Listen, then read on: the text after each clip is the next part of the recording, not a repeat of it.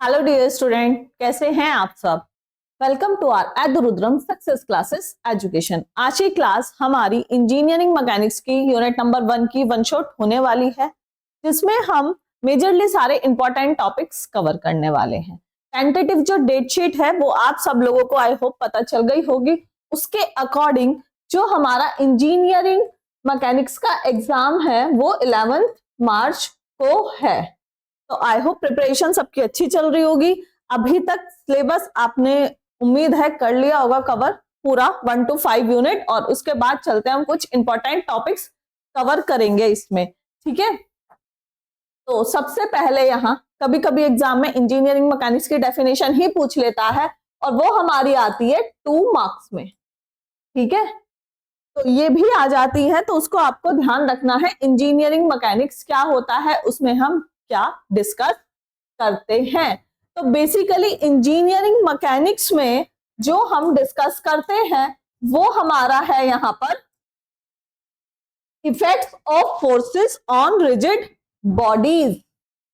हमारी rigid bodies पर जितने भी इफेक्ट ऑफ फोर्सेस लगते हैं उन सब की हम अगर स्टडी कर रहे हैं वो हमारी इंजीनियरिंग मैकेनिक्स के अंदर आता है। प्रॉपर डेफिनेशन यहाँ है। अब स्टडी ऑफ बॉडीज कब, जैसे मैंने बताया रिजिड बॉडी पे स्टडी तो करते हैं, लेकिन किस कंडीशन में, एक जब बॉडी हमारी रेस्ट में हो या फिर बॉडी हमारी मोशन में हो, किसकी साथ, एक्सटर्नल मैकेनिकल डिस्टरबेंस के साथ। ठीक, तो रिजिड बॉडी पे हमारा क्या होता है, स्टडी होती है। कब, या तो वो रेस्ट में होगी या वो मोशन में होगी, दो कंडीशन हमारे पास अवेलेबल होती हैं। अब इंजीनियरिंग मैकेनिक्स के 2 पार्ट्स, स्टैटिक और डायनामिक, जो हमारे सिलेबस में है। और डायनेमिक के हमारे पास 2 पार्ट्स अगेन, काइनेमेटिक्स और काइनेटिक्स, ठीक है। अब जो हमारे पास रिजिड बॉडी है जिसको हमने डिवाइड करा है किसमें, स्टैटिक एंड डायनेमिक में। बेसिकली ये हमारा जो फ्लो चार्ट है वही हमारा यहाँ पर है, तो वो आप पढ़ सकते हैं। इसमें अगर मैं बात करूं, जो डायनेमिक है वो किससे डील करता है, वो डील करता है जब हमारी जो बॉडी है वो किस में होगी, मोशन में होगी, ठीक है। और काइनेमेटिक हमारा करता है मोशन ऑफ ऑब्जेक्ट्स जो इंडिपेंडेंट होते हैं कॉज ऑफ मोशन के, ठीक। और जो काइनेटिक्स होता है वो उसके मोशन को भी कंसीडर करता है और उसके कॉजेस को भी कंसीडर करता है। काइनेटिक मोशन और उसके कॉजेस दोनों को करता है। काइनेमेटिक मोशन को कंसीडर करता है, बट जो उसकी कॉजेस हैं जिस वजह से वो हो रहा है उसको कंसीडर नहीं करता है। इसके बाद बेसिक लॉ ऑफ मैकेनिक्स है जो रेयरली पूछ ली जाती हैं, ये भी पूछ लेते हैं। बेसिकली जो हमारी यूनिट नंबर 1 है, इसे 2 मार्क्स के काफी क्वेश्चंस आपको देखने के लिए मिल सकते हैं। सिस्टम ऑफ फोर्सेस आएगा आगे चल के, लामीज थ्योरम आएगा, वो थोड़ा 10 मार्क्स वाले और 7 मार्क्स वाले क्वेश्चंस बन जाते हैं, ठीक है। तो यहाँ हमारे पास क्या है, सबसे पहले ये है 9th और 10th में आपने पढ़ के आए होंगे फिजिक्स में, लॉ ऑफ मैकेनिक्स में Newton's first law of motion, Newton second law of motion, and हमारे पास आता है Newton third law of motion. ये तीनों तो फॉर श्योर आपकी पढ़ी हुई होंगी।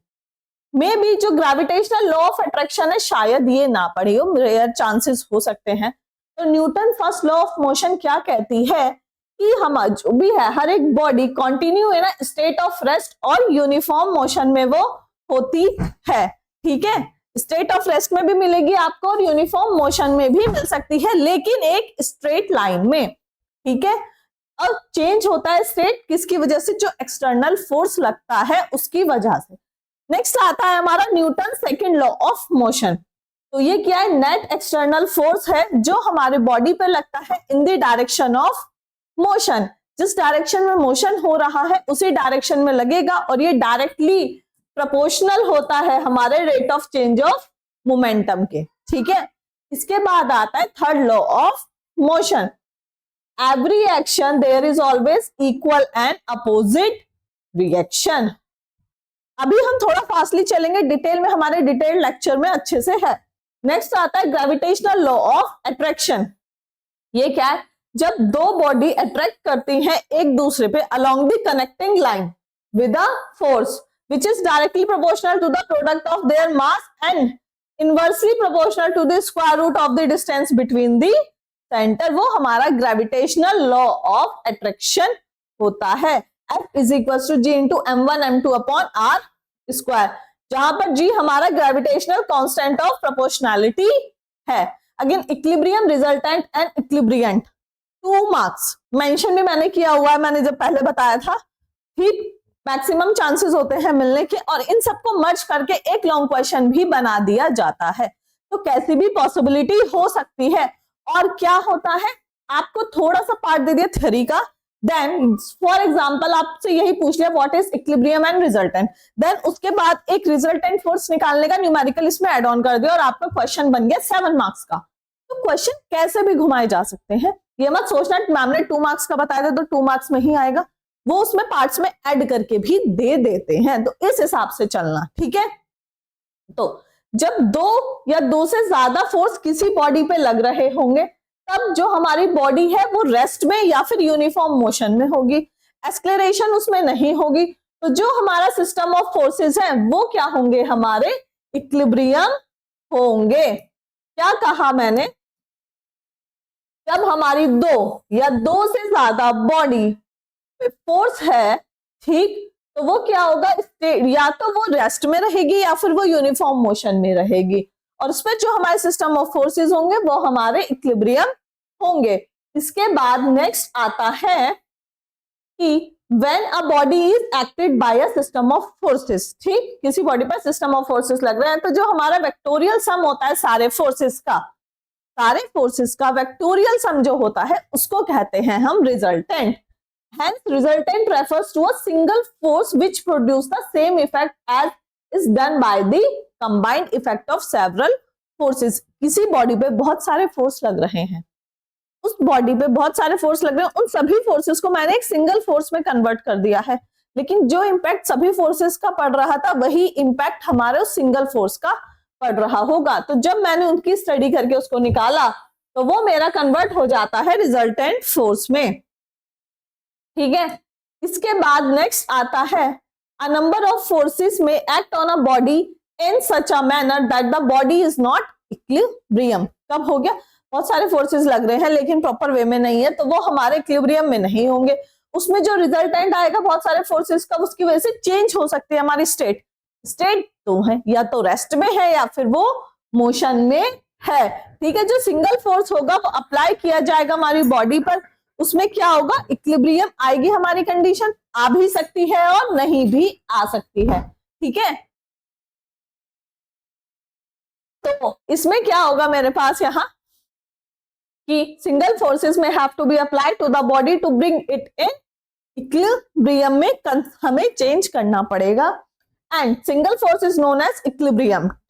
जब हम उसको चेंज करेंगे तो जो हमारा सिंगल फोर्स कन्वर्ट होके आएगा वो हमारा इक्विलिब्रेंट होगा, और equilibrant forces equal and opposite to the resultant of several forces on the body. ठीक है, 3 पॉइंट की तीनों की डेफिनेशन।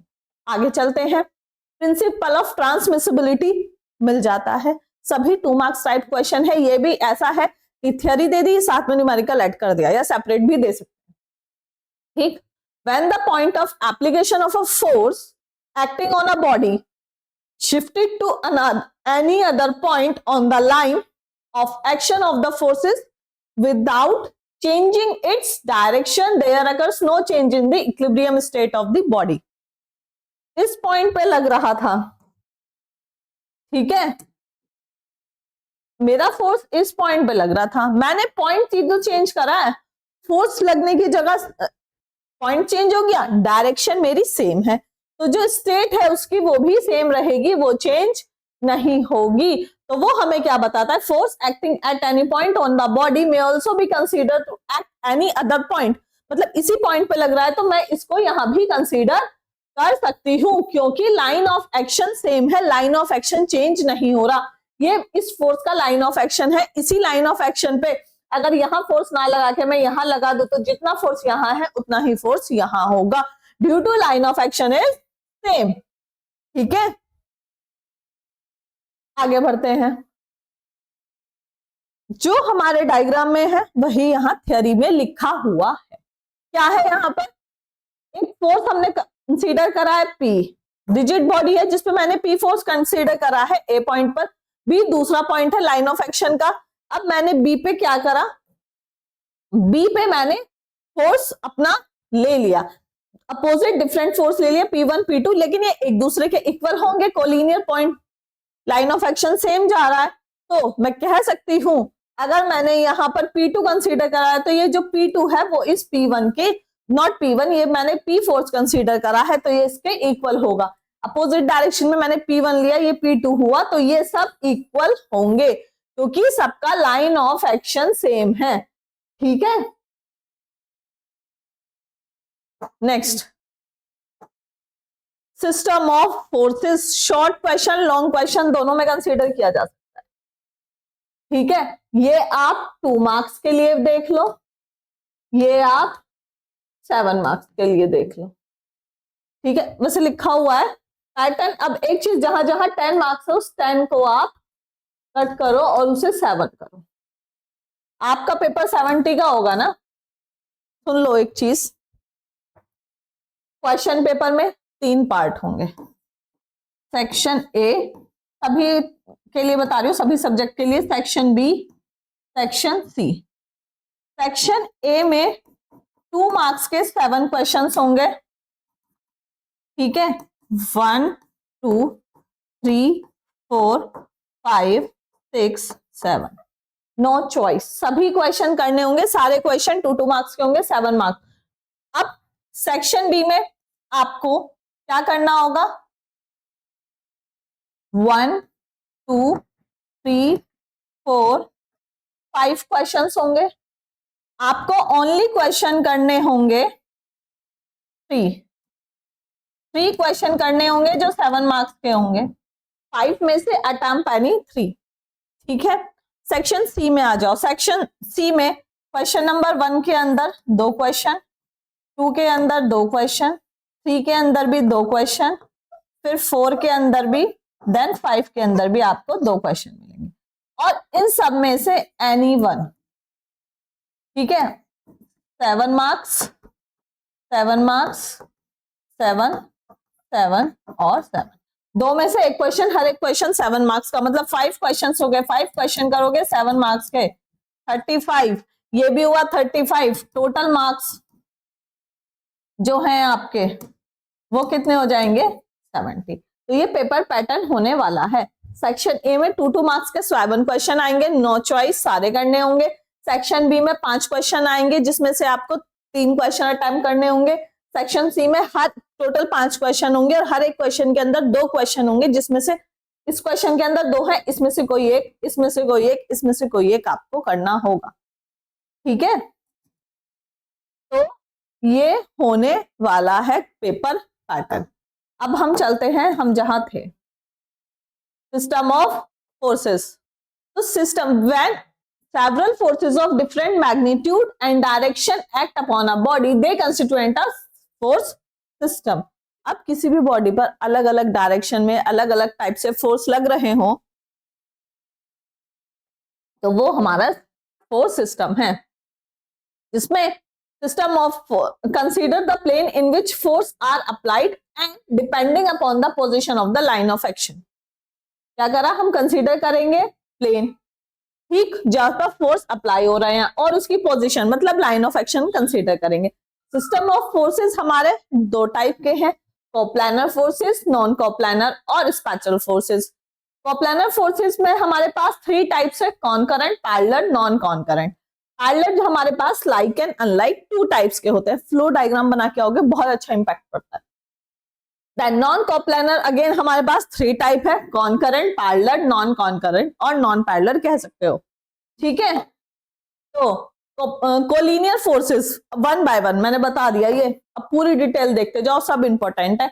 आपको यहाँ क्या मिलने वाला है, इसको कर दो 7, कैसे भी मिल जाएगा, 2 मार्क्स में मिलेगा, बस इतना लिख देना। 7 मार्क्स में आएगा तो आगे की हर एक की डिटेल लिख देना। तो आता है सबसे पहले collinear force. Collinear force, the line of force of the line of action of all forces lie along the same straight line. जितने भी फोर्स लग रहे हो उन सबका लाइन ऑफ एक्शन सेम होगा, एक लाइन, जैसे हमारा फोर्स लगता है रोप पे, इन टग ऑफ वॉर में। कोप्लानर फोर्सेस में line of action of all forces are equal to each other lie in a single plane. ये रहा line of action, यहाँ force opposite लग सकता है, doesn't matter, different. जैसे vertical loads हमारे लगते हैं like beam. नेक्स्ट आता है मेरे पास कोप्लानर कॉनकरेंट फोर्स, जिसमें सारे फोर्सेस सेम प्लेन में होंगे, लेकिन डायग्राम में भी दिख रहा है डिफरेंट, प्लेन सेम है लेकिन डायरेक्शन डिफरेंट है. लाइन ऑफ एक्शन एक पर्टिकुलर पॉइंट पर है. The point where the line of action of all the forces meet is known as point of concurrency. ठीक, ऑफ द फोर्स सिस्टम, जैसे force on a rod resting against a wall. Coplanar non concurrent force, इसमें क्या है, सारे forces same plane में होंगे but line of action एक single point से पास नहीं करेगी. इसका लाइन ऑफ एक्शन, इसका लाइन ऑफ एक्शन, इसका लाइन ऑफ एक्शन, ठीक, सबका अलग अलग है, जैसे लैडर देख ही रहे होंगे. नेक्स्ट आता है non coplanar concurrent forces. All forces do not lie in the same plane but their line of action passes through a single point पे जाएगा हमारा. ठीक, उसके बाद नॉन कॉम्प्लानर आता है, जिसमें क्या सारे फोर्सेस हमारे सेम प्लेन में लाइन नहीं करेंगे, लाइन ऑफ एक्शन एक सिंगल पॉइंट नहीं होगा, कुछ भी इसमें कॉमन नहीं है. इसके बाद आता है पैरेललोग्राम लॉ ऑफ फोर्सेस, बहुत ज्यादा इंपॉर्टेंट है ये, और इस पर बेस्ड न्यूमेरिकल दोनों. ओके, तो पैरेललोग्राम लॉ ऑफ फोर्सेस क्या कहती है?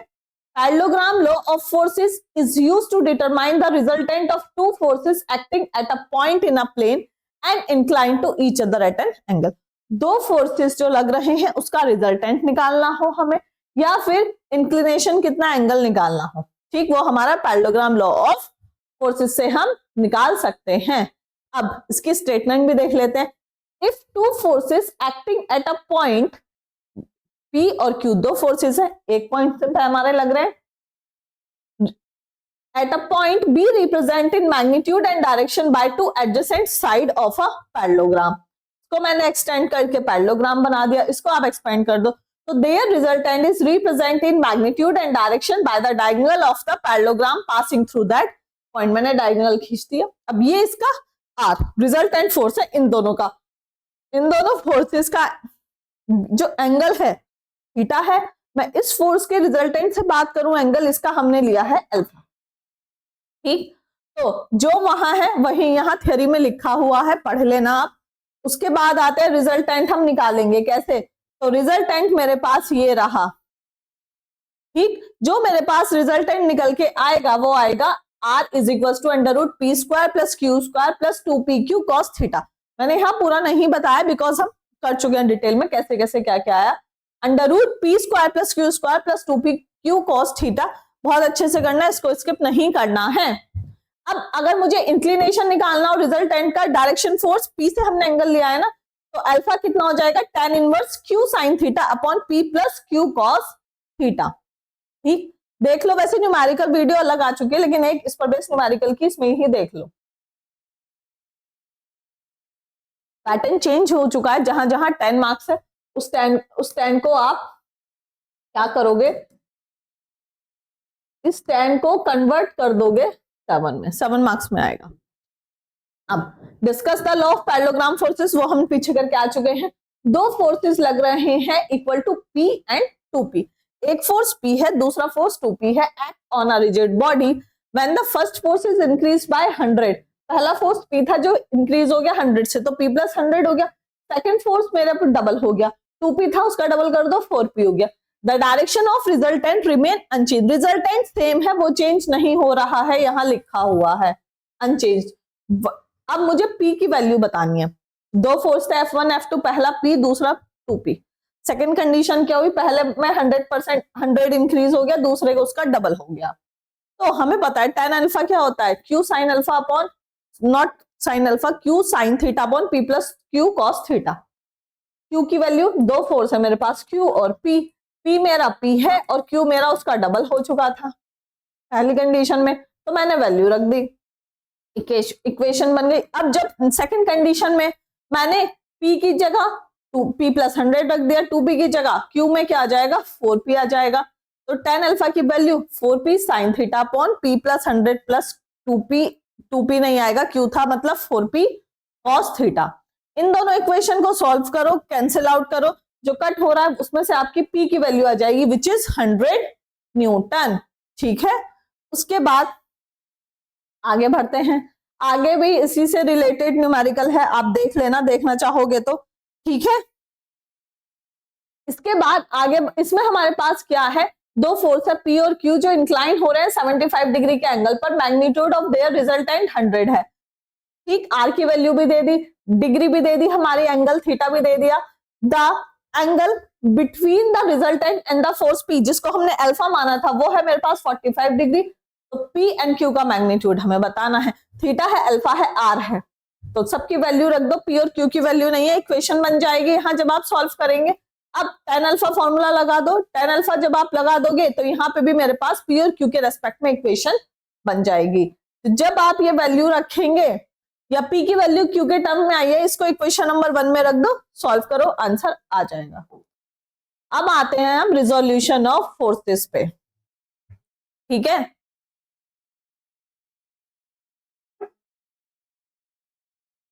तो रिजोल्यूशन ऑफ फोर्सेस हमारे क्या होता है, finding the component of a given forces into given direction is called resolution. जब हम कंपोनेंट निकालें जो हमारे फोर्स दिए गए हैं दोनों डायरेक्शन में उसके, तो वो हमारे क्या होता है, रिजोल्यूशन होता है।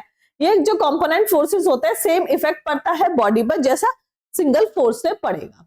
अब मैंने फोर्स लिया R है मेरे पास, required to find the component horizontal and vertical direction में, हॉरिजॉन्टल एंड वर्टिकल डायरेक्शन में। P से रिजल्टेंट अल्फा है, Q से रिजल्टेंट बीटा मैंने ले लिया, तो P की वैल्यू क्या आ गई, R cos अल्फा, Q की वैल्यू क्या आ गई, R sin अल्फा। ठीक है, इसके बाद D'Alembert principle, most important topic है, बहुत अच्छे से कर लेना, स्किप नहीं करोगे आप लोग। तो ये क्या कहती है, if a rigid body is acted upon by a system of forces, the system may be reduced to a single resultant force whose magnitude, direction and the line of action may be found out by the method of graphic static। क्या कहा इसने, अगर मेरे पास क्या है, यहाँ पर rigid body है जो हमारे एक्ट कर रही है सिस्टम ऑफ फोर्सेस पर, तो ये जो सिस्टम है वो रिड्यूस हो जाएंगे एक सिंगल रिजल्टेंट फोर्स में जिसका magnitude, direction, line of action हमें निकालना है कौन से मेथड से, ग्राफिक स्टैटिक मेथड से। ठीक, अब कोई फोर्स लग रहा है, कितना फोर्स होगा, मास इनटू एक्सेलरेशन, इक्वेशन 1, जहां m क्या है, mass of rigid body, a हमारा एक्सेलरेशन है। ठीक, इक्वेशन 1 इसको मैं ऐसे भी लिख सकती हूँ, उसको इधर ले जाओ, माइनस में हो जाएगा, f minus m equals to 0, दो इक्वेशन आ गई। इक्वेशन 1 मेरे पास इक्वेशन ऑफ डायनामिक कहलाएगी, इक्वेशन 2 यहाँ पर इक्वेशन ऑफ स्टैटिक कहलाएगी। Equation 1 equation of dynamic, equation 2 equation of static कहलाएगी। इक्वेशन 2 को हम dynamic equilibrium, equation of dynamic equilibrium, पूरा कर लो इसको, इक्वेशन ऑफ डायनामिक इक्विलिब्रियम कह सकते हैं under the action of real forces. ठीक है, इसी को हम डी एलम्बर्ट का प्रिंसिपल कहते हैं। इस पर बेस जल्दी से एक न्यूमेरिकल सीधा शॉर्टली देख लेते हैं। दो बॉडी है जिसका मास हमारे पास 80 केजी 20 केजी है, जो कनेक्ट हुए हुए हैं एक थ्रेड से along a rough horizontal surface under the action of 400 Newton applied हो रहा है फर्स्ट बॉडी पे, मास 100 केजी। ठीक, ये डायग्राम हमें गिवन है, फर्स्ट बॉडी 100 केजी जिस पे 400 का न्यूटन लग रहा है, सेकंड 20 केजी, दोनों थ्रेड से बंधे हुए हैं। Coefficient of friction between sliding surface of the body and plane 0.3 दे दिया है, एक्सेलरेशन बतानी है और टेंशन इन थ्रेड बताना है। डी एलम्बर्ट प्रिंसिपल यूज करना है। पहला मास दिया है, वेट निकाल लो, 9.81 से मल्टीप्लाई कर दो, सेकंड मास, वेट निकाल लो, फोर्स मुझे गिवन है, कोफिशिएंट ऑफ फ्रिक्शन मुझे गिवन है। दोनों ब्लॉक्स मूव करेंगे एक्सेलरेशन ए के साथ, टेंशन डेवलप्ड होगी, तो दोनों में टेंशन डेवलप्ड हो रही है। ठीक, तो जब यहाँ टेंशन डेवलप्ड होगी, एलम्बर्ट प्रिंसिपल लगाओ, हॉरिजॉन्टल और ये कितना आया 400 है, T है, म्यू इंटू आर है 80 है, तब प्लस माइनस ये हमने इसमें क्या लिया हुआ है, पॉजिटिव निगेटिव। ठीक है, इक्वेशन बनेगी, सेकंड केस के लिए भी निकालो, इक्वेशन बनेगी सेम, दोनों इक्वेशन को सॉल्व करो, टेंशन में मिलेगा, एक्सेलरेशन भी मिल जाएगा। Lami's theorem also important, Lami's theorem which is also important, okay, तो ये क्या कहती है, if a body is in equilibrium under the action of three forces then each force is proportional to the sine of the angle between the two other forces. अगर मेरी body equilibrium में है तो जो एक्शन ऑफ थ्री फोर्सेस है, हर एक force equal होगा sine of the angle between the two. मतलब अगर इस फोर्स की बात कर रहे हैं तो इन दोनों की। ठीक है, अभी देख लेंगे क्या है, पी क्यू आर, तीन फोर्स है मेरे पास, जिसमें से पी और क्यू के बीच के एंगल की बात करें gamma, P N R beta and Q N R के बीच का एंगल अल्फा है। अब अगर ये बीटा है तो ये मेरे पास पाई माइनस बीटा हो जाएगा, ऐसे ही pi minus alpha pi minus gamma हो जाएगा। फोर्स पी क्यू आर हमारे पास है। तो अब अगर मैं इसको लास्ट में थ्योरी जो डायग्राम में बताया है मैंने वही यहां लिखा हुआ है डायरेक्शन साइन के साथ। तो जो मेरे पास आएगा P upon sine alpha is equals to Q upon sine beta equals to R upon sine gamma. जैसे इस फोर्स की बात करी है R, तो ये दो फोर्स बचे, इनके बीच का एंगल गामा, तो R upon sine gamma. P की बात करी है अगर मैंने, तो फोर्स I Q और R और इनके बीच का एंगल अल्फा, तो P अपॉन साइन अल्फा, ऐसे है। यही थ्योरी में लिखा हुआ है। इस पर बेस भी न्यूमेरिकल एग्जाम में आ जाते हैं। A weight of 1000 Newton is supported. देखो मैंने न्यूमेरिकल वीडियो कराई है, लेकिन मैंने ये भी बताया था कि स्टार्टिंग की 3 यूनिट्स के न्यूमेरिकल मैंने डिटेल लेक्चर में बहुत अच्छे से कराए, वही न्यूमेरिकल्स थी ऑलमोस्ट, तो इसलिए मैं उसमें ज्यादा नहीं लेके आई थी। डबल कराने का कोई फायदा नहीं है, तो वो आप देख लेंगे। ठीक है, अब यहाँ पर क्या है, 2000 न्यूटन का फोर्स लग रहा है दो चैन AC एंड BC पे। उसके बाद determine tension in the chain AB और AC, नॉट AC और BC दो चैन पर मैं 2000 न्यूटन का फोर्स लग रहा है। ये 90 डिग्री एंगल, ये 30 और ये 60, T1 T2 दोनों टेंशन जा रही होगी 30 और 60 एंगल। अब देखो, अब मैंने वैल्यू निकाली, मैंने यहाँ बनाया फ्री बॉडी डायग्राम जिसमें मेरे पास ये 60 है, ये 90 है, ये पूरा एंगल कितना हो जाएगा, अल्फा लिया था, दोनों को ऐड कर दो। ठीक, अगेन यहाँ एंगल बीटा हो जाएगा और वो एंगल गामा हो जाएगा। तो T1 upon sine alpha, T2 upon sine beta upon W upon sine gamma, जिसमें मेरे पास W तो खैर यहाँ लिखा हुआ ही है। तो सारी values T1 upon sine 150, T2 upon sine 120 and ये वैल्यू है, तो एक बार इन दोनों को इक्वल रखो, T1 की वैल्यू आएगी, इन दोनों को इक्वल रखो, T2 की वैल्यू आ जाएगी। ठीक है, यहां आ गई।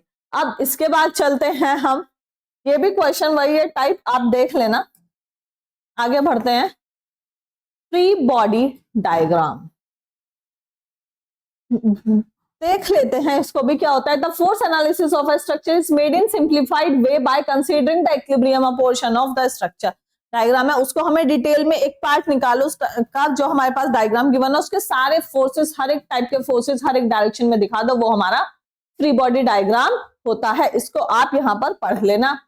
ठीक, अब न्यूमेरिकल देख लो, टाइप ऑफ न्यूमेरिकल एग्जाम में आते हैं। ठीक है, तो a beam has been loaded and supported as shown in figure. Determine the reaction at support A and B. ठीक, ये मेरे पास 5 किलो न्यूटन का पॉइंट लोड है, यहाँ पर मोमेंट गिवन है 20, उसके बाद यूडीएल लगा हुआ है, यूवीएल सब कुछ है, इसमें इंक्लिनेशन एंगल पर भी लगा हुआ है। ये क्वेश्चन कर लोगे, बाकी हो जाएगा। अब हम क्या कर रहे हैं, पार्ट उठा के उसका आराम से क्या बना रहे हैं, फ्री बॉडी डायग्राम। जैसे मैंने यूडीएल वाला पोर्शन उठाया D से B तक, जिसका 2 मीटर डिस्टेंस है, 4 किलो न्यूटन पर मीटर पर लोड लग रहा है। ठीक है, अब इसको अगर मैं पॉइंट लोड में कंसीडर करूं, सिंपल सपोर्टेड बीम देखूं, तो वो कहां लगेगा, एकदम सेंटर पे लगेगा। Force into distance, 4 2 8 kilo newton का लोड आ रहा है। ठीक, तो इसमें 8 किलो न्यूटन का लोड आ रहा है सेंटर में। ऐसे ही जो मेरे पास यहाँ है ये यूवीएल, ये भी 10 किलो न्यूटन पर मीटर का लोड है 1.5 मीटर की डिस्टेंस पर। मैंने लिया half into force, height into base होता है ना, ट्रायंगल कंसीडर करो, तो इस पे मेरा जो लोड आ जाएगा 10.5 आ जाएगा। कितने डिस्टेंस पर आ जाएगा, H2 1/3, जो मेरी यहाँ कितनी है 1.5 डिवाइडेड बाय 3 कर दो, तो 0.5 मीटर की डिस्टेंस पर 7.5 किलो न्यूटन का लोड आ गया। इसका भी फ्री बॉडी डायग्राम बन गया। अब बनाओ इसका जो इंक्लिनेशन एंगल पर है, इंक्लिनेशन एंगल पर जो है ये रहा 30, तो इसमें साइन थीटा कॉस थीटा ही आएगा, 25 कॉस 30 और 25 साइन 30 आ जाएगा। जो मैंने अलग अलग बनाया, मैंने ये पूरा डायग्राम बनाया दोबारा, इस पर एक हॉरिजॉन्टल एक वर्टिकल रिएक्शन आएगी, हिंज सपोर्ट है मेरे पास, यहाँ मेरे पास रोलर सपोर्ट है, तो रोलर में ओनली सिंगल रिएक्शन आएगी। ये तो सिंगल सिंगल है, इसको मैंने पॉइंट लोड में कन्वर्ट करा था, पॉइंट लोड, इसको भी पॉइंट लोड में कन्वर्ट कर दिया, ये भी पॉइंट लोड दिखाया, और ये भी सारे बना दिए। अब लगाओ, सारी हॉरिजॉन्टल रिएक्शन ले लो जितने भी हैं, RAH है, और 21.65 का जो मेरा यहाँ आया था 25 cos 30 का लोड वो आ गया। देन उसके बाद समीशन ऑफ वर्टिकल फोर्सेस ले लो, इक्वेशन बन के आ गई, इक्वेशन बन के आ गई। अब ले लो मूवमेंट, फोर्स इनटू डिस्टेंस, मैंने ए पॉइंट से लिया है तो मैं यहां से कंसीडर करना शुरू कर दूंगी, करते चले जाना आप सॉल्व। दिग वैल्यूज आप यहां से क्रॉस चेक कर लेंगे, जिसमें आपको आरबी की वैल्यू मिल जाएगी, आरबी की वैल्यू मिल गई, इसमें रख दो RAV की वैल्यू भी मिल जाएगी, तो हमारी रिएक्शन ए और बी पर सारी आ जाएंगी। ऐसे ही ये भी है, बस इसमें इसको डाउनवर्ड करके दे दिया, क्वेश्चन ट्राई कर लेना, सॉल्यूशन है मिल जाएगा, ठीक है। इसके बाद moment of forces, moment of forces क्या कहता है, moment of forces about a point is defined as the turning tendency of a force about that point. Turning tendency of force about point हमारा मोमेंट ऑफ फोर्स कहलाता है, ठीक है। P हमारा इसमें सिंगल फोर्स है जो बॉडी पर लग रहा है, मेरे पास परपेंडिकुलर डिस्टेंस है पॉइंट ओ से लाइन ऑफ एक्शन पी तक, ठीक है। तो मोमेंट ऑफ फोर्स क्या हो जाएगा, P into L, force into distance हो जाता है, इसको पढ़ लेना, बहुत इजी है, सिंपली। अब मोमेंट ऑफ फोर्सेस में, ठीक है, ये एंटी क्लॉकवाइज और clockwise, clockwise positive, anti clockwise negative हम जा रहे हैं। प्रिंसिपल ऑफ मूवमेंट थोड़ा सा देख लेते हैं। A body acted upon by a number of coplanar forces will be in equilibrium में होनी चाहिए अगर उनका अलजेब्रिक सम जो है moment of all forces about a point lying in the same plane 0 में हो जाए। समीशन ऑफ मूवमेंट निकाल लो, पॉजिटिव वाले एक साथ, निगेटिव वाले एक साथ रख दो। फेरेंगन्स प्रिंसिपल ऑफ मूवमेंट एग्जाम में पूछ लेता है, ठीक है, एग्जाम में पूछ ली जाती है। तो it state if a number of coplanar forces are acting simultaneously on a particular algebraic sum of the moment of all the forces। क्या कहा मैंने ये बोला अगर जितने भी मेरे पास कोप्लानर फोर्सेस है वो साइमल्टेनियसली पार्टिकल्स पे है, उन सबका अलजेब्रिक सम ऑफ मोमेंट ले, सभी फोर्सेस का किसी पर्टिकुलर पॉइंट पे वो किसके इक्वल होंगे, moment of their resultant about the same point, ठीक है, वो उसके इक्वल होंगे। अब इसका प्रूफ है, हम कंसीडर करेंगे सेक ऑफ सिंप्लिसिटी के लिए दो कॉन्करेंट फोर्स है P और Q जो represent magnitude direction AB and AC, ठीक है। AB P force AB direction and जो Q फोर्स है AC डायरेक्शन दिखा रहा है, ठीक है। अब वो मेरे पास पॉइंट है अबाउट विच मूवमेंट हम लगा रहे हैं, तो उससे मैंने एक पैरेलल लिया, ओ से मेरे पास यहां अब क्या क्या आया, OAB आया, OB भी आया, ठीक। अब हम उसमें जब आगे जाएंगे एडजेसेंट्स, मैंने इसको एक्सटेंड कर दिया, पैरेललोग्राम बना दिया। पैरेललोग्राम लॉ ऑफ फोर्सेस से हमें पता है डायगोनल जो AD है, ठीक, अगर मैं इसकी बात करूं,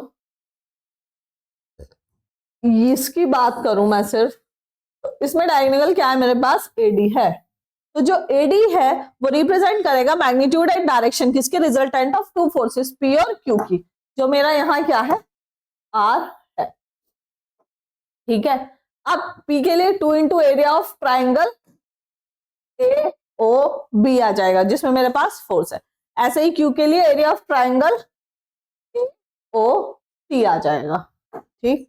मूवमेंट हम निकालेंगे एरिया ऑफ ट्राइंगल OD, पूरा कंसीडर हो जाएगा इसमें तो मेरे पास।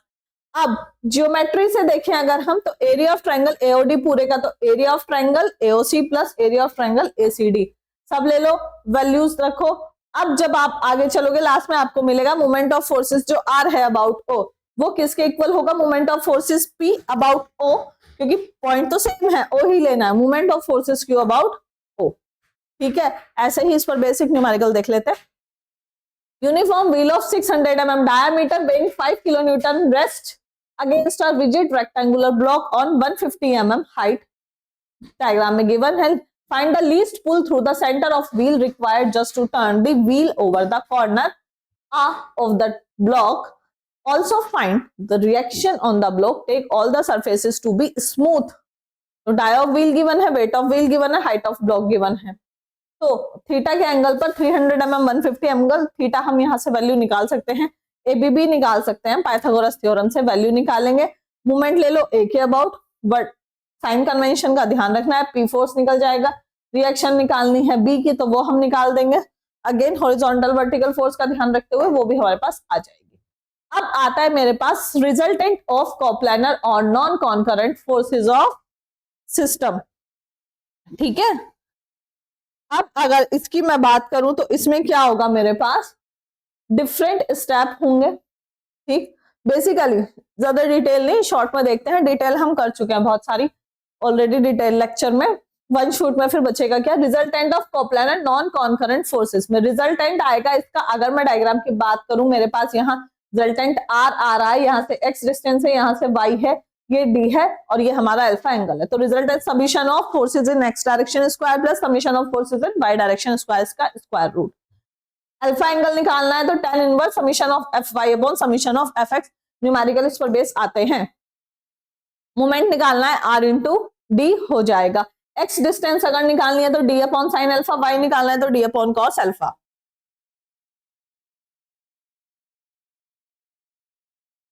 न्यूमेरिकल देख लेना, कर लेना, कंफ्यूजन होगा देखते हैं, वैसे कंफ्यूजन होना नहीं चाहिए।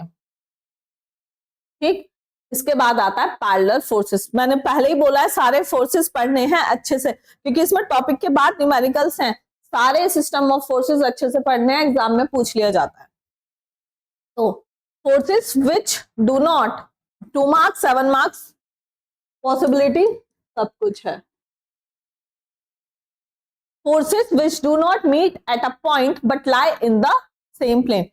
Forces जो एक ही पॉइंट पर मिलेंगे तो नहीं, लेकिन एक ही प्लेन पर होंगे, वो हमारे कोप्लानर नॉन कॉन्करेंट फोर्सेस होते हैं। जो नॉन कॉन्करेंट फोर्सेस होते हैं वो पैरेलल और नॉन पैरेलल कुछ भी हो सकते हैं। Line of action of parallel forces parallel होती है एक दूसरे के, बट नॉन पैरेलल फोर्सेस में पैरेलल नहीं होगी। The parallel forces are classified like parallel और अनलाइक पैरेलल फोर्सेस।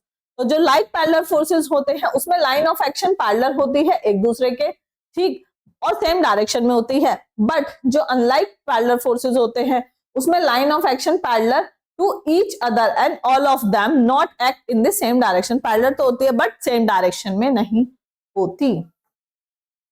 ठीक है, ये रहा like parallel force, unlike parallel force, direction change है। Resultant of like parallel force के बात करूं अगर मैं, तो मेरे पास रिजल्टेंट ये रहा P by Q upon B C upon A C आ जाएगा यहाँ पर। इसके बाद इसी पर बेस एक न्यूमेरिकल छोटा सा देख लेना आप। Resultant of unlike parallel forces में दो अनलाइक पैरेलल फोर्सेस मेरे पास एक्ट कर रहे हैं ए और बी पर, जिसका रिजल्टेंट आर है, जो ए बी पे मीट कर रहा है सी तक। ठीक, अब क्या है, the point C will be outside B, B से बाहर पहुंच गया मेरा सी, सेम रिजिट पे है, लार्जर फोर्स पी है मेरे पास। तो रिजल्टेंट आर किसके इक्वल होगा, पी माइनस क्यू के, और पैरेलल होगा पी और क्यू के भी। ठीक है, तो P by Q is equal to B C upon A C आ जाएगा। सेम न्यूमेरिकल देख लेना, कपल 2 मार्क्स में भी मिल जाए। कपल एक दूसरे के पैरेलल फोर्सेस हैं अपोजिट डायरेक्शन में, two parallel forces equal in magnitude but opposite in direction and separated by a finite distance, not too much distance, are said to be couple. And निकालना हो मुझे तो force into distance. ठीक है, journal conditions है, पढ़ लेना। ठीक है, इसके बाद आता है फोर्स ऑफ फ्रिक्शन। तो जब हमारी body, when a body slides over another body, forces exerted at the surface of contact by a stationary body on the moving blade. एक बॉडी दूसरी बॉडी के ऊपर जा रही है, मूवमेंट कर रही है। ठीक है, तो जो रेसिस्टिंग, उसको रोकने के लिए जो हमारे पास फोर्स लगेगा वो हमारा फोर्स ऑफ फ्रिक्शन होगा, और ये अपोजिट डायरेक्शन में अप्लाई होता है। जिस डायरेक्शन में मोशन हो रहा हो उसके अपोजिट, ऑब्वियसली उसके अपोजिट फोर्स लगाएंगे तभी रुकेगी। सेम डायरेक्शन में अगर हमने फोर्स लगाया तो वो आगे भाग जाएगी। ठीक, types of friction, dry friction. Dry friction क्या होता है, जिसको हम कॉलम फ्रिक्शन भी कहते हैं। ये जब कांटेक्ट सरफेस ड्राई हो एंड टेंडेंसी हो रिलेटिव मोशन की। तो ड्राई फ्रिक्शन को हमने सब डिवाइड कर दिया है स्लाइडिंग फ्रिक्शन और रोलिंग फ्रिक्शन में। स्लाइडिंग फ्रिक्शन जब टू किसके बीच में लगता है, to surfaces when one surface slide over another, और इसमें क्या होगा, वो रोल करेगा रोलिंग फ्रिक्शन में। सेकंड आता है फ्लूइड फ्रिक्शन। फ्लूइड फ्रिक्शन में जब हमारे पास लुब्रिकेंट फ्लूइड होता है जो इंट्रोड्यूस कराता है between the contact surface of two bodies के, अगर उसकी थिकनेस लुब्रिकेंट और oil between the mating surface है स्मॉल है, तो जो मेरे पास फ्रिक्शन है सरफेसेस का वो मेरा ग्रेसी होगा और नॉन विस्कस होगा। अगर ऑयल एब्जॉर्ब कर रहा है surface, contact between there is no more a metal to metal contact नहीं है, instead the contact is through thin layer of oil and that ultimately result is less friction हो जाएगा। ठीक है, नेक्स्ट आता है मेरे पास स्टैटिक फ्रिक्शन। स्टैटिक फ्रिक्शन में हमारे पास क्या रहेगा, the static friction is the friction force that develop between mating surface when subjected to external forces but there is no relative motion between them. Okay, dynamic friction जो है वो frictional force होगा जो डेवलप होगा matting surface के जब हमारे पास external forces जो है रिलेटिव मोशन में होंगे। लिमिटिंग फ्रिक्शन, लिमिटिंग फ्रिक्शन की अगर मैं बात करूं तो इसमें क्या आएगा, जब हमारी बॉडी लेइंग करेगी अनदर बॉडी के, जेंटली पुश करेगी वो, तो ये मूव नहीं करेगा बिकॉज ऑफ फ्रिक्शनल फोर्स के, जो हमारे पास हमें बचाता है मोशन से। बाकी इसकी डिटेल एक बार देख लेना, ठीक है, आराम से। लिमिटिंग फ्रिक्शन की अब कोफिशिएंट ऑफ फ्रिक्शन, छोटा सा अगेन 2 मार्क्स टाइप क्वेश्चन। ये रेशियो होता है between friction to the normal reaction के दो बॉडीज की, तो F अपॉन आर म्यू, और इसको हमने 10 फाई दिया है, F is equal to mu R, जिसमें मेरा phi angle of friction, F मेरे पास लिमिटिंग फ्रिक्शन, R मेरे पास नॉर्मल रिएक्शन है। Angle of friction, angle of repose, ये सब 2 मार्क्स वाले क्वेश्चंस हैं, ठीक है, ये सब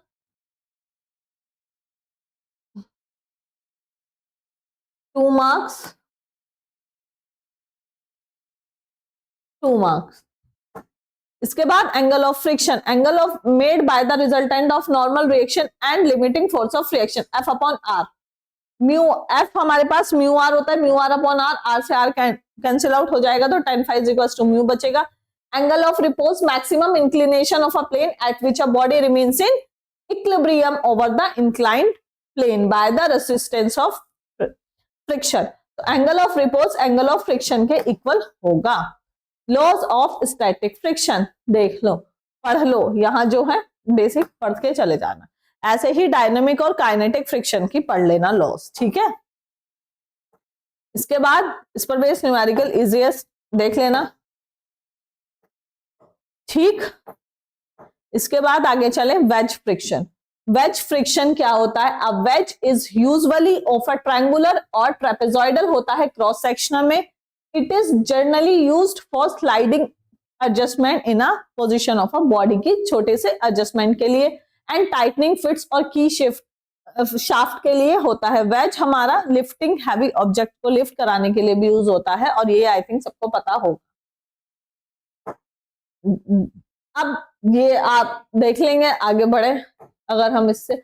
स्क्रू फ्रिक्शन क्या होता है, तो स्क्रू फ्रिक्शन की अगर मैं बात करें, the screw bolt studs nuts etcetera are widely used in various mechanism और structure for fastening. Fastening have screw thread which are made by cutting a continuous helical groove on a cylindrical surface पे। कैसे बने हमारे पास, cylindrical surface पे grooving करके। If the thread are cut on the outer surface of a solid rod, तो वो क्या बन जाएंगे, external thread। अगर थ्रेड कट होंगे इंटरनली, होलो कट होंगे, तो वो इंटरनल थ्रेड बन जाएंगे। स्क्रू थ्रेड बेसिकली 2 टाइप्स के मिलेंगे हमें, वी थ्रेड और square thread. V thread stronger होते हैं, ऑफर मोर फ्रिक्शन रेसिस्टेंस होता है मोशन के, किससे, स्क्वायर थ्रेड के कंपेयर में, ठीक है। तो अब इनके थोड़े वर्डिंग देख लेते हैं। हेलिक्स क्या होता है ये आप पढ़ लेना, पिच, लेड सबकी, यहाँ पर depth of thread, single thread, screw, multi thread screw. Lead क्या होती है, pitch into number of thread, अगर हमें निकालना हो स्लोप ऑफ थ्रेड निकाल लेंगे यहां से हम अपना। इसके बाद आता है एक डिफरेंशियल स्क्रू जैक, ठीक है। A differential screw jack is a modified screw jack that used, क्या करता है, 2 स्क्रू यूज करता है डिफरेंट थ्रेड पिच के। 2 स्क्रू क्या होता है, जब 1 with coarse thread and 1 with fine thread. Nut engage करता है दोनों स्क्रूज को, हैंडल और लीवर रोटेट करेगा हमारी दोनों स्क्रू को। इनके वर्किंग प्रिंसिपल क्या है, rotating the handle turns both screw, ठीक है। Force thread screw moves the load quickly while the fine thread screw provides precise control. Advantage पढ़ लेना, एप्लीकेशंस पढ़ लेना। मोशन ऑफ बॉडीज ये हमने पढ़ ली है, first law of motion, second law of motion. अब हम इसमें आगे देखते हैं सेकंड में, kinematic, the study of motion of object without considering the forces that cause the motion. Position, displacement, velocity, acceleration and time are fundamental concept होते हैं। Dynamic, study of motion of object under the influence of forces जैसे mass, energy, momentum. Type of motion, translation motion, rotational, oscillating और circulation motion. Energy and momentum क्या होता है, relationship between motion और energy का। Ladder friction, ladder friction देखना है, इसके न्यूमेरिकल मैक्सिमम चांसेस में आते हैं 7 मार्क्स, ठीक है, जिसमें मैंने डिटेल में बताया था तो उसकी सेपरेट वीडियो अलग लेके आई थी। तो इसको हमें बस इतना, ladder is an arrangement used for climbing on the wall और roof. It is essentially consists of 2 long upright of wood or iron and connected by a number of cross bars. यही तो होता है सीढ़ी, घर पे देखी होगी सबने। तो अगर मैं इसके आगे बात करूं तो मेरे पास यहाँ एक न्यूमेरिकल देख लेते हैं, बाकी आप प्रैक्टिस कर लेना। A uniform ladder of length 10 meter and weight 220 Newton is placed against a smooth vertical wall, ठीक है। लैडर है जिसकी लेंथ मेरे पास 10 मीटर है, जिसपे 20 का मेरे पास लोड लग रहा है, 20 किलो न्यूटन का, वर्टिकल वॉल से अगेंस्ट है, with its lower end 8 metre away. If the ladder is just to slip, अगर वो स्लिप होने वाली है तो कोफिशिएंट ऑफ फ्रिक्शन निकालना है लैडर और फ्लोर के बीच में। सेकंड कंडीशन में friction force acting on the ladder at the point of contact between ladder and floor. सबसे पहले ए बी मेरे पास 10 मीटर है, ओ ए मेरे पास 8 मीटर है, तो मैंने बीओ की वैल्यू यहां से निकाल ली, पाइथागोरस थ्योरम। एंगल मुझे चाहिए साइन थीटा कॉस थीटा की मैंने वैल्यू निकाल ली। इसके बाद मेरे पास आर ए क्या है, रिएक्शन डब्ल्यू, जितना मेरा रोल्ड गिवन है 20, R B mu into R A हो जाएगा। मोमेंट ले लो ए के अबाउट, फोर्स इंटू डिस्टेंस, तो हमने फोर्स इंटू डिस्टेंस लिया, पॉजिटिव नेगेटिव साइन आपको पता है। आर बी की वैल्यू आ गई, आर बी की वैल्यू अगर मैं इसमें रख दूं तो मुझे क्या मिल जाएगा, म्यू की वैल्यू मिल जाएगी। फर्स्ट पार्ट में मुझसे म्यू पूछा था फ्रिक्शन, अब सेकंड पार्ट निकालते हैं friction force between ladder and force. F A mu into R A, mu भी पता है आर ए भी पता है, तो ये भी मेरे पास यहाँ आ जाएगा। सेकंड क्वेश्चन में देख लेना, यही टाइप ऑफ क्वेश्चन है इसके, ठीक है। तो यहाँ मेरे पास ये है, तो ये था हमारा बहुत ही स्पीड में यूनिट नंबर 1 का one shot of engineering mechanics. I hope चीजें क्लियर होंगी, ज्यादा डिटेल में बताने का समय नहीं है, बताएंगे तो वन शॉट बचेगा क्या। इंपॉर्टेंट है, बेसिकली मैंने कोशिश करी है सभी टॉपिक कवर कर लूं। तो मिलेंगे जल्दी से नए वीडियो नए वन शॉट के साथ, तब तक के लिए अच्छे से पढ़ते रहो, एग्जाम में ज्यादा समय अब है नहीं। Okay, bye bye.